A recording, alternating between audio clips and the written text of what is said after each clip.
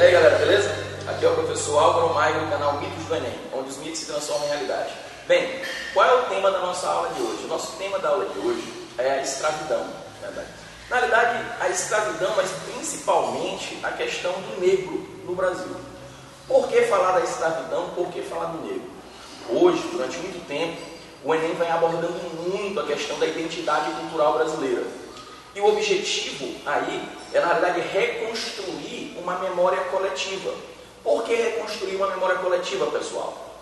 Qual a memória coletiva que nós temos dos negros, no Brasil colonial, na história brasileira em geral? Uma memória que, na realidade, os coloca como seres inferiores.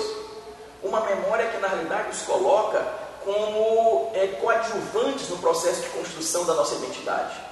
Então, hoje, o que se busca, quando se fala da escravidão e dos negros, é reconstruir a história do Brasil, valorizando a cultura. Até porque o preconceito é fruto também dessa memória coletiva que minimiza toda essa cultura africana que no Brasil foi importantíssimo para a construção da nossa identidade.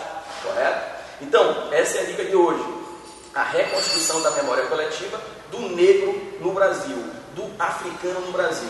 Esse africano que num primeiro momento veio como escravo, mas se você parar para prestar atenção, existem várias categorias. Ou seja, existe o escravo, existe o negro forro, existe aquele negro que nasceu de relações entre negros livres. Então existem várias categorias, certo? A primeira coisa, por exemplo, que eu gosto de comentar para os meus alunos é a questão da terminologia, ou seja, a palavra escravo, certo? Quando você fala escravo, você na realidade está retirando da identidade, no caso, daquele indivíduo, toda a sua cultura. Você está na realidade coisificando. O escravo na verdade seria um bem, seria uma coisa. Agora, a palavra escravizado não. O que significa a palavra escravizado, gente? A palavra escravizado significa uma pessoa, olha a diferença, não mais uma coisa.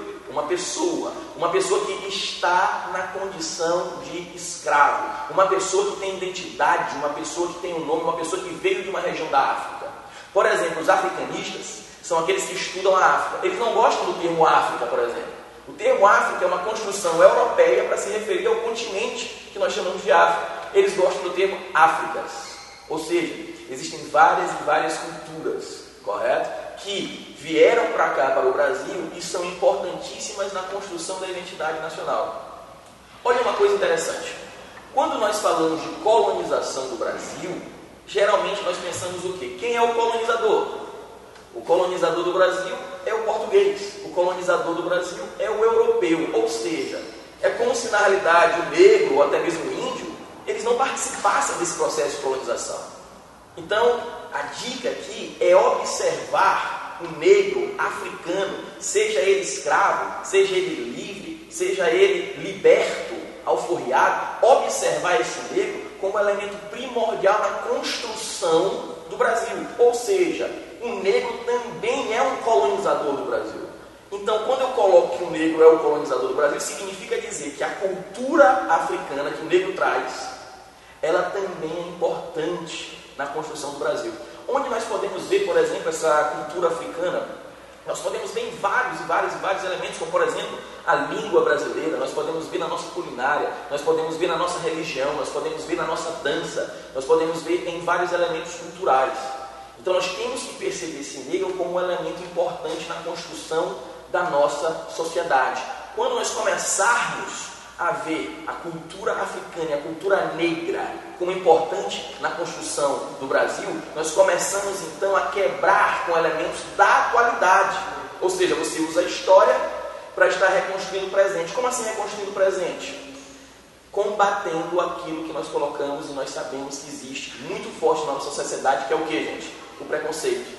Então, quando o Enem traz a ideia de memória e memória coletiva, nós temos que pensar que nós devemos, muitas das vezes, reconstruir essa memória coletiva, com um objetivo claro. Para quê?